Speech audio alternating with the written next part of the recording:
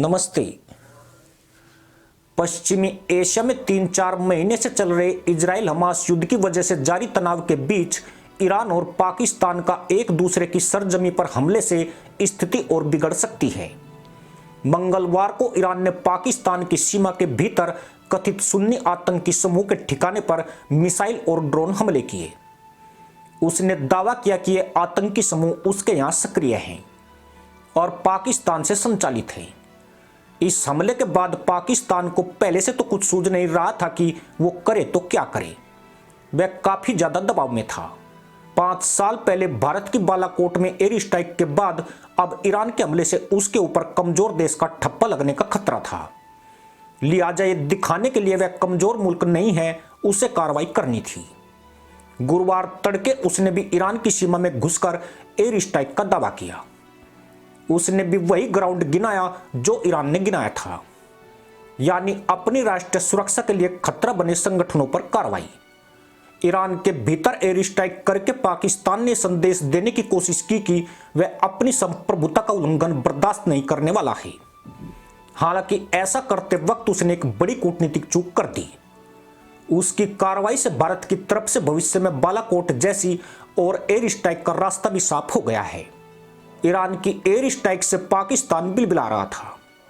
विरोध में उसने तेहरान से अपने राजनयिकों को वापस बुला लिया और ईरानी राजदूत को निष्कासित कर दिया। पाकिस्तानी सेना के ऊपर बदले की कार्रवाई करने का घरेलू दबाव था। भारत अफगानिस्तान के बाद अब एक और पड़ोसी ईरान भी उसके यहां आतंकी ठिकानों पर खुलेआम हमला कर रहा है। परमाणु ताकत होने के बावजूद कोई भी उस पर हमला कर दे रहा है।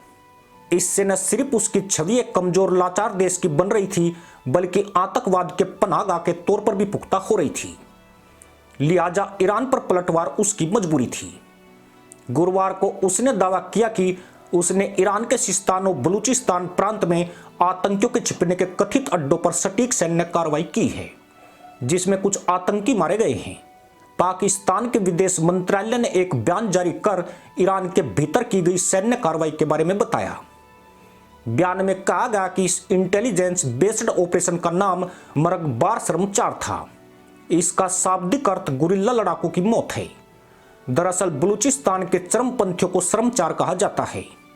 ईरान के सिस्तान और बलूचिस्तान प्रांत के डिप्टी गवर्नर अली रेजा मरामती के हवाले से बताया गया कि पाकिस्तानी कार्रवाई में 7 लोगों की मौत हुई है, जिसमें 3 महिलाएं और 4 बच्चे शामिल हैं।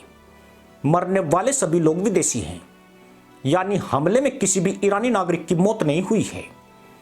पाकिस्तान ने ईरान को सख्त संदेश देने के लिए उसकी सीमा में घुसकर सैन्य ऑपरेशन को अंजाम तो दे दिया, लेकिन यहां वह एक बड़ी भूल कर चुका है। उसने ईरानी सीमा के भीतर की गई अपनी इस कार्रवाई के बचाव में कहा कि यह उसके राष्ट्रीय हित और राष्ट्रीय सुरक्षा और अपने लोगों की रक्षा के लिए जरूरी थी। वह अपने राष्ट्रीय हितों और राष्ट्रीय सुरक्षा के साथ कोई समझौता नहीं कर सकता है। उसने बयान में जोर देकर कहा कि ईरान की सरजमी पर कुछ ऐसे संगठन बेरोक टोक सक्रिय हैं जो पाकिस्तान की राष्ट्रीय सुरक्षा के लिए खतरा है। ऐसे तत्वों की मौजूदगी और उनकी गतिविधियों को लेकर उसने ईरान को कई बार सबूत भी सौंपे हैं, लेकिन ईरान ने इन पर कोई कार्रवाई नहीं की। इसलिए पाकिस्तान की तरफ से यह कार्रवाई जरूरी थी। लेकिन पाकिस्तान ने ईरान सीमा के भीतर अपनी सैन्य कार्रवाई को जायज ठहराने के लिए जो वजह गिनाई, उससे भारत की तरफ से भविष्य में उसकी सीमा के भीतर बालाकोट जैसी और एयर स्ट्राइक का रास्ता भी साफ हो सकता है। फरवरी 2019 में पुलवामा आतंकी हमले के बाद भारत ने पाकिस्तान के बालाकोट में घुसकर एयर स्ट्राइक की थी और जैसे मोहम्मद के आतंकी ठिकानों को नेस्तनाबूद कर दिया था। अब पाकिस्तान ईरान में कार्रवाई को लेकर जो वजह गिना रहा है, उन्हीं ग्राउंड पर भारत उसके यहां घुसकर कार्रवाई कर सकता है। यह कोई छिपी बात नहीं है कि पाकिस्तान दुनिया भर के कुख्यात आतंकियों का सुरक्षित पनाहगाह है। मुंबई आतंकी हमले के मास्टरमाइंड से लेकर संयुक्त राष्ट्र की तरफ से आतंकी घोषित किए गए तमाम दहशतगर्दों का वह सुरक्षित ठिकाना है। पाकिस्तानी सेना और उसकी कुख्यात खुफिया एजेंसी आईएसआई बीते कई दशकों से भारत के खिलाफ आतंकवाद को स्टेट पॉलिसी के एक औजार के तौर पर इस्तेमाल करती है।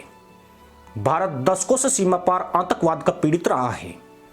पाकिस्तान ने ईरान के भीतर कार्रवाई करके एक तरह से भारत को खुद अपने यहां घुसकर एंटी टेरर ऑपरेशन चलाने का वाजिब कारण मुहैया करा दिया है। अब भारत को पाकिस्तान के खिलाफ बालाकोट जैसी कार्रवाई पर अंतर्राष्ट्रीय समुदाय को समझाना और ज्यादा आसान हो सकता है। इसी के साथ अनुमति दोस्तों, जय हिंद, वंदे मातरम।